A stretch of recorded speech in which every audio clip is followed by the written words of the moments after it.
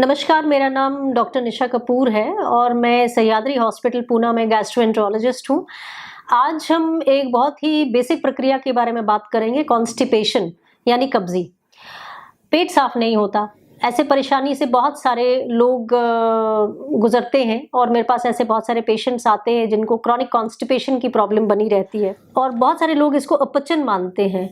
तो इस बात को हम क्लियर कर देते हैं कि देखिए, खाने का पचना जो है वो तो छोटी आंतड़ी में होता है और छोटी आंतड़ी से जब सारे पोषण के तत्व निकल जाते हैं तो बचा हुआ पदार्थ बड़ी आंतड़ी पहुंचता है, जहां पे 80-90% पानी का एब्जॉर्प्शन होता है, क्योंकि जब तक वो बड़ी आंतड़ी पहुंचता है तब तक ये पदार्थ अभी भी फ्लूइड स्टेट में ही होता है, ऑलमोस्ट पानी के जैसे दिखता है। और 80 से 90% जब पानी यहाँ पे एब्जॉर्ब हो जाता है बड़ी आंतड़ी में, तो मल जो है सॉलिड होने लगता है। और ये बड़ी आंतड़ी जो है एक इन्वर्टेड यू शेप की आंतड़ी है और मल को एक छोर से दूसरे छोर तक आने में 72 घंटे तक लग सकते हैं। किसी किसी की आंतड़ी स्वाभाविक रूप से ही स्लो चलती है, उन लोगों के मल और ज्यादा सॉलिड बनता है और ज्यादा हार्ड हो जाता है, क्योंकि ज्यादा समय तक बड़ी आंतड़ी के अंदर रहता है, उसमें पानी का एब्जॉर्प्शन और ज्यादा होता है और इन लोगों को कई बार मुश्किल होती है रोज के रोज पेट साफ करने में। लेकिन अगर देखा जाए तो इवन इफ कोई अगर हफ्ते में 3 दिन से ज्यादा बार अगर अपना पेट साफ कर पाता है तो ये कोई बड़ी बीमारी नहीं मानी जाती है। हाँ, हिंदुस्तान में हमारा ये मानना है कि भाई अगर हम रोज के रोज पेट साफ नहीं करते हैं तो ये एक खराब बात है, लेकिन मेडिकली इसको एक कोई बुरी बीमारी नहीं माना जाता है। एक दिन छोड़ के एक दिन भी अगर कोई पेट साफ अगर किसी का हो रहा है उसको भी हम नॉर्मल ही मानते हैं। अब क्रॉनिक कॉन्स्टिपेशन की अगर बात की जाए, जैसे मैंने आपको बोला कि भाई ये आंतड़ी के स्लो मूवमेंट की वजह से हो सकता है और इसके लिए सबसे इंपॉर्टेंट चीज होती है एक नियम बनाना। हर चीज का एक नियम बनाना। नियम किसकी हम बनाएंगे? एक होता है कि भाई सब्जी की मात्रा हमारे खाने में अच्छी खासी होनी चाहिए, क्योंकि फाइबर अच्छा होगा तो कॉन्स्टिपेशन होने के चांसेस कम होते हैं। पानी कम से कम हमको 2 लीटर दिन का पीना चाहिए, ताकि हमारा फ्लूइड का एब्जॉर्प्शन भी अगर हो रहा है आंतड़ी में, फिर भी जो लैट्रिन होगी वो ज्यादा हार्ड नहीं होगी।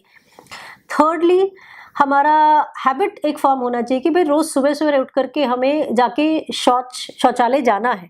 मतलब उसके लिए वेट नहीं करना है कि भाई जब हमको जोर आएगा तभी हम जाएंगे, क्योंकि कई बार क्या होता है कि जब जोर आता है तो बचपन में स्पेशली ये देखा जाता है कि लोग अपनी हैबिट बिगाड़ देते हैं कि सुबह जल्दी उठना है, स्कूल की बस आनी है तो अभी नहीं जाएंगे, फिर दोपहर को चले जाएंगे, फिर शाम को चले जाएंगे। तो ये जो बचपन की आदतें होती हैं ये बिगड़ते बिगड़ते बड़े होते होते और ज्यादा बिगड़ जाती हैं, तो वापस रीलर्न करना होता है। इसको हम कहते हैं behaviour therapy for constipation.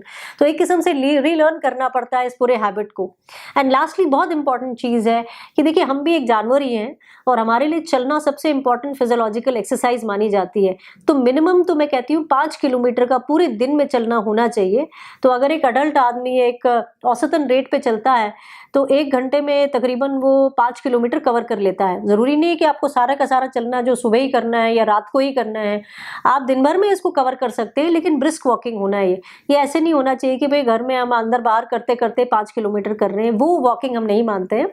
Brisk walking होना चाहिए एट अ स्ट्रेच आपका, चाहे आप दिन में 2 बार इसको कट करके करें या एक ही बार इसको कंप्लीट कर दें। अब ये तो बात होगी क्रॉनिक कॉन्स्टिपेशन की, लेकिन कभी कभी कुछ बीमारियों के साथ भी कॉन्स्टिपेशन जुड़ा होता है और सबसे कॉमन इसमें होता है हाइपोथायरॉयडिज्म, यानी थायराइड नामक ग्रंथ के जब हार्मोन्स की कमी हो जाती है तो सबसे कॉमन इसका जो मैनिफेस्टेशन होता है वो होता है कॉन्स्टिपेशन।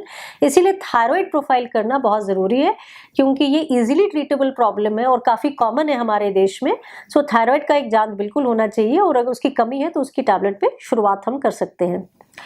लास्टली मैं बात करूंगी, अगर अक्यूट ऑनसेट कॉन्स्टिपेशन हो जाता है, स्पेशली अगर 50 की उम्र के बाद अगर हम देखते हैं कि अचानक ही कॉन्स्टिपेशन होने लग गया, अभी तक तो बिल्कुल ठीक ठाक चल रहा था, इस केस में हमें कई बार कुछ टेस्ट करने पड़ते हैं। स्पेशली अगर वजन की कमी साथ में होने लग गई या लैट्रिन के रास्ते से रक्त भी जा रहा है, तो इस केस में हमें कोलोनोस्कोपी तक करने की जरूरत पड़ती है, बिकॉज इसमें हमको रूल आउट करना होता है कि भाई अंदर कोई ग्रोथ वगैरह, कैंसरस ग्रोथ वगैरह तो नहीं डेवलप हो रहा है। कई बार रास्ते में सिकुड़न भी पैदा हो सकती है, बीमारियां जैसे टीबी वगैरह होता है उसमें भी रास्ते के अंदर सिकुड़न पैदा हो सकती है, जिसकी वजह से कॉन्स्टिपेशन हो सकता है। उसको रूल आउट करने के लिए भी हमें कोलोनोस्कोपी करनी पड़ती है। आशा करती हूँ कि इस छोटे से टॉक में आपको कुछ तो आइडिया लग गया होगा कॉन्स्टिपेशन के बारे में, और कैसे इस प्रॉब्लम को आप सॉर्ट आउट कर सकते हैं, स्पेशली क्रॉनिक कॉन्स्टिपेशन वाली प्रॉब्लम को।